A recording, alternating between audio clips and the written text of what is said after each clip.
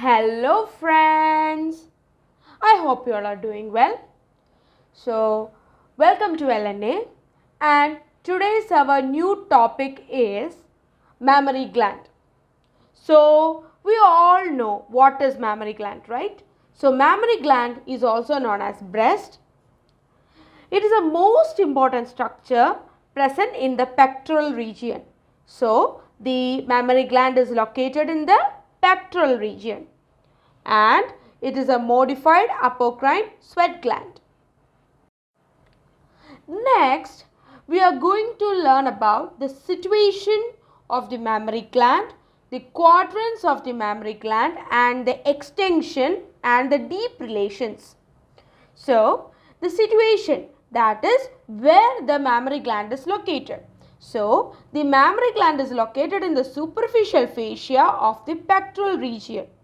Next is quadrants. So, the quadrants is the mammary gland consists of the four quadrants. So, this is the lateral border and this is the medial border of the mammary gland. So, the lateral border consists of the upper lateral and the lower lateral, and the medial border of the mammary gland consists of the upper median and lower median. And in the upper lateral there will be a extension is known as axillary tail of spines. So it will be penetrate into the deep fascia of the axilla through the foramen of Planck. Next is extension.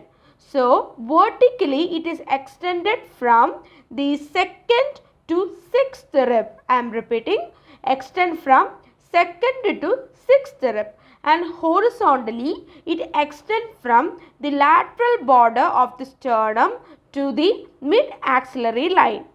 Next, we are going to discuss about the deep relations of the mammary gland.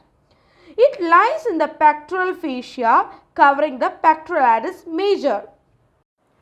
Just deeper, there are muscles, namely the pectoralis major, the serratus anterior, the external oblique muscles of abdomen. I am repeating, the pectoralis major, the serratus anterior and the external oblique muscles of abdomen. The breast is separated from the pectoral fascia by loose areolar tissue called the retromammary space. Next, we are going to discuss about the structure of the breast. So, in the structure of the breast, first the skin is there. So, in the skin there is a nipple is present. So, surrounding the nipple there will be a colored like structure. It is known as areolar. So, in the areolar there will be a pimple like structure is present. So, that pimple like structure, it is a sebaceous gland and it is known as the tubercles of Montgomery. So, if from here the sebum will be get secreted. So, the sebum, it is useful in the nipples. It will prevent from cracking of nipples. Next is parenchyma. So, in the parenchyma there will be lobes. So, these are lobes. These are the balloon like structure, no? So, these are lobes. So, the lobes are 15 to 20 in number. In there will be a lactiferous sinus. So, this is lactiferous sinus. It is also 15 to 20 in number and the lactiferous duct is present. Next is stroma. It forms the supporting framework of the gland. It is a fibrous and partially fatty. Okay friends, next we are going to discuss about the blood supply of breast.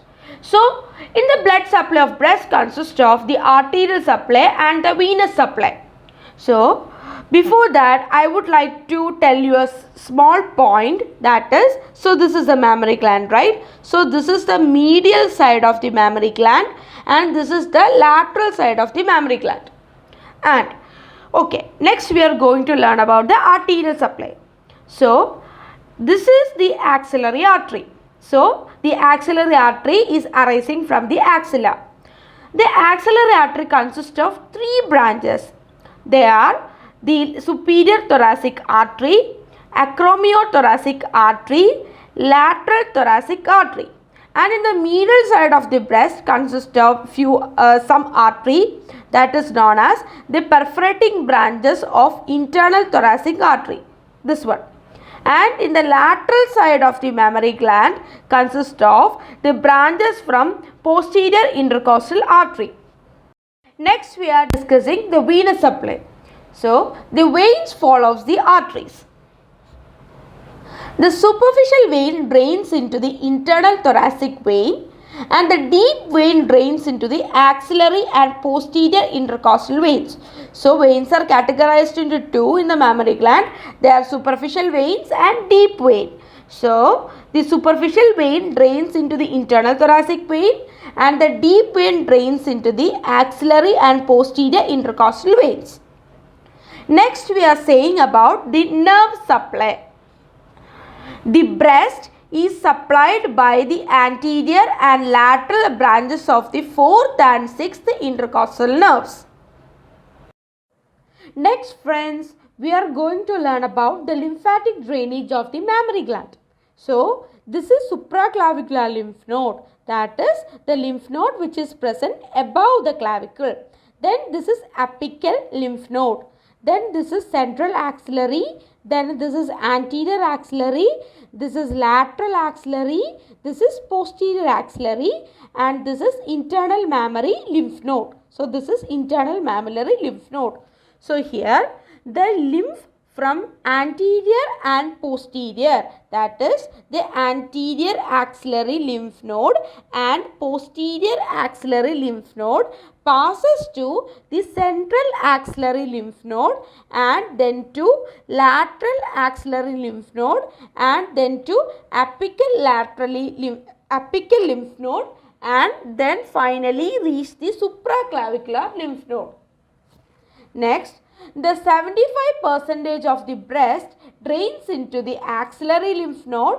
The 20% of the breast drains into the anterior thoracic lymph node and 5% of the breast drains into posterior intercostal lymph node.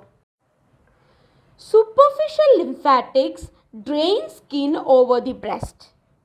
Deep lymphatics drains the parenchyma, nipple, areola. So, it is called the subareolar lymph plexus of Sappi. Next is we are going to discuss about the clinical anatomy. So, clinical anatomy is very important. So, in clinical anatomy, the cancer of the mammary glands is the most common cancer in females of all ages. It is more frequently seen in post-menopausal females due to lack of estrogen hormone. Next is obstruction of superficial lymph vessels by cancer cells may produce edema of the skin, giving rise to an appearance like that of skin of an orange, which is known as the PUD orange. That's all about today's discussion on mammary gland. Hope you all are cleared about the topic. I will also be posting the notes I made in Instagram. The link to the profile will be mentioned in the description box. So do follow my page and like, share and subscribe to this YouTube channel for more such educational content. Bye.